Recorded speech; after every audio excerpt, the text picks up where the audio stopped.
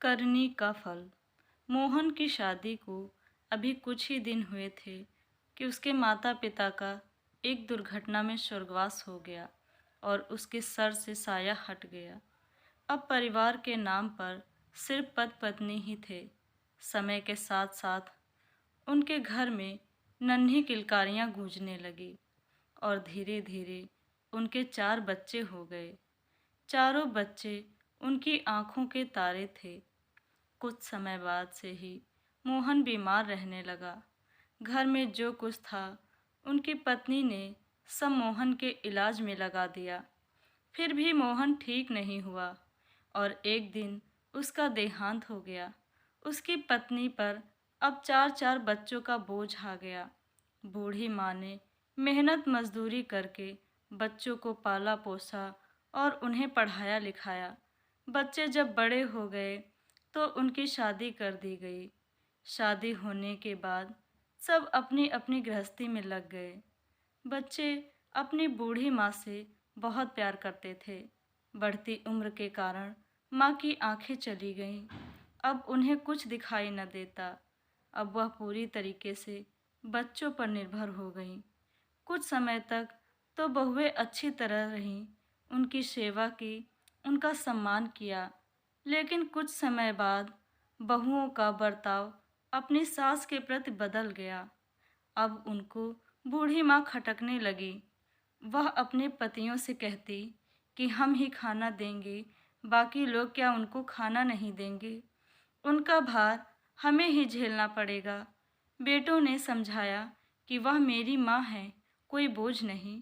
माँ भला बोझ हो सकती हैं, लेकिन पत्नियों के दबाव में धीरे धीरे पति भी कुछ न बोल पाए।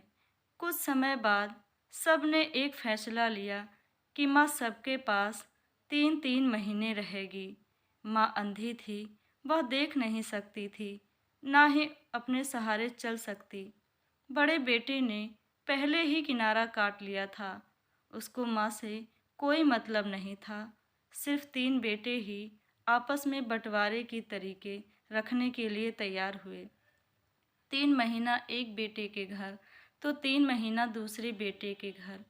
कुछ समय तक ऐसा ही क्रम चलता रहा। तीसरे नंबर के बेटे को एक बेटी थी जो अपनी दादी से बहुत प्यार करती थी, उनका बहुत ख्याल रखती थी, समय पर खाना पीना देती, वह समय पर नहला भी देती थी। दादी भी अपनी पोती से बहुत प्रेम करती थी। अंधी होने की वजह से वह सिर्फ उसे आशीर्वाद ही देती और बोलती, मेरे पास कुछ नहीं है बेटा, सिर्फ आशीर्वाद है। लेकिन पोती कुछ न कहती और हंस के टाल देती। क्या दादी, हमें कुछ नहीं चाहिए, बस आपका आशीर्वाद ही काफ़ी है। दादी भी खुश हो जाती पोती की बात को सुनकर। 3 महीने बाद जब दादी जाती तो उन्हें अपनी पोती की बहुत याद आती, क्योंकि बाकी बहुएं और पोता पोती उनसे अजीब तरीके से पेश आते थे। अलग होने के बाद भी पोती दादी को खाना देने जाती और कुछ बातचीत भी करती। दादी का मन बहल जाता। अब बहुओं को यह भी गवारा नहीं था कि अंधी बूढ़ी माँ उनके पास थोड़े समय के लिए भी आए। जब भी वह आती तो उनसे अजीब गरीब तरीके से पेश आती और बोलती, मर क्यों नहीं जाती यह बुढ़िया, हम पर बोझ बनी हुई है। बूढ़ी माँ भगवान से यही मनाती कि हे भगवान, मुझे इस दलदल से कब छुट्टी देगा, अपने पास बुला ले, अब मुझे यह सहन नहीं होता। एक तो मेरी आंखें छीन ली, ऊपर से मेरी यह दशा कर दी कि सबको मैं खटक रही हूँ। इस उम्र में मैं कुछ नहीं कर सकती। शायद भगवान ने उनकी सुन ली और एक दिन बूढ़ी माँ को इस नर्क से छुटकारा दे दिया। बहुएं तो बहुत खुश हुई कि चलो अब छुटकारा मिल गया इस बुढ़िया से। कुछ समय बाद बहुओं के बच्चे बड़े हो गए और उनकी शादी हो गई। जो कर्म उन्होंने अपनी सास के साथ किए थे, आज सूद समेत उन्हें वापस मिल रहे हैं। वे घर में रहने नहीं देना चाह रही अपनी सास को। जो विचार उनके मन में अपनी सास के प्रति थे, आज बहुएं उन्हीं से वैसे ही विचार बोल रही हैं। कभी बहुएं घर से निकालती तो कभी डंडे बरसाती हैं, कभी खाना नहीं देती तो कभी कभी तो बहुत ज़्यादा ही हद पार कर देती हैं, उनको धक्के देकर गिरा देती हैं। पोता पोती भी उनसे लगाव नहीं रखते, ना ही उनके पास जाते हैं। आज वह अपने किए पर बहुत पछता रही हैं कि जो कुछ उन्होंने अपनी सास के साथ किया था, आज उसी का फल उन्हें मिल रहा है।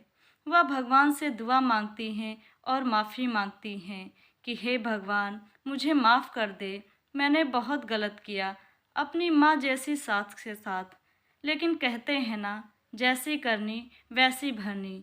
जो जैसे बीज बोएगा उसको फल भी वैसा ही काटना पड़ेगा, क्योंकि भगवान के घर देर है अंधेर नहीं। जब जो कर्म यहाँ पर करोगे उसका फल आपको वहीं मिलेगा। दोस्तों, आपको ये कहानी कैसी लगी प्लीज़ हमें कमेंट करके ज़रूर बताएं और हमारा चैनल सब्सक्राइब करें। कहानी सुनने के लिए आपका बहुत बहुत धन्यवाद।